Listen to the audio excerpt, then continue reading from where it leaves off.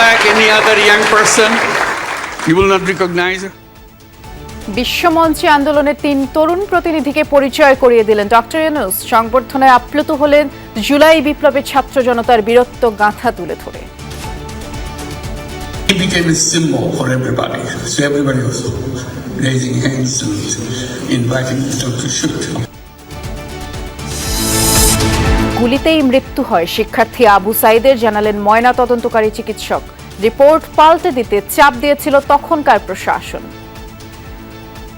রিপোর্টটা আসলে তারা যে কোনোভাবে আসলে টেম্পারিং করতে চেয়েছিল, যেটা যেন মানে এমনভাবে দেখায় যেন এটা আসলে হেড ইনজুরি কিংবা অন্য কিছু হয়ে থাকে। অক্টোবরের মাঝামাঝি এইচএসসি ও সমমানের ফল প্রকাশ।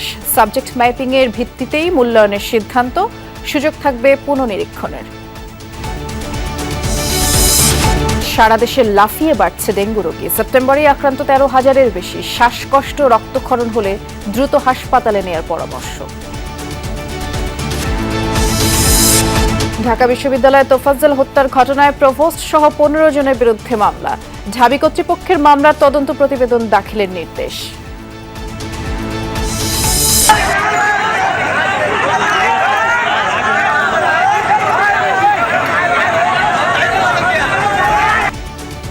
ঝুট ব্যবসার নিয়ন্ত্রণ নিয়ে শ্রীপুরে যুবদল কৃষক দল নেতা বিবাদ, অনুসারীদের মধ্যে সংঘর্ষ। মহাসড়কে গাড়ি ভাঙচুর, যমুনা টিভির প্রতিনিধি লাঞ্ছিত।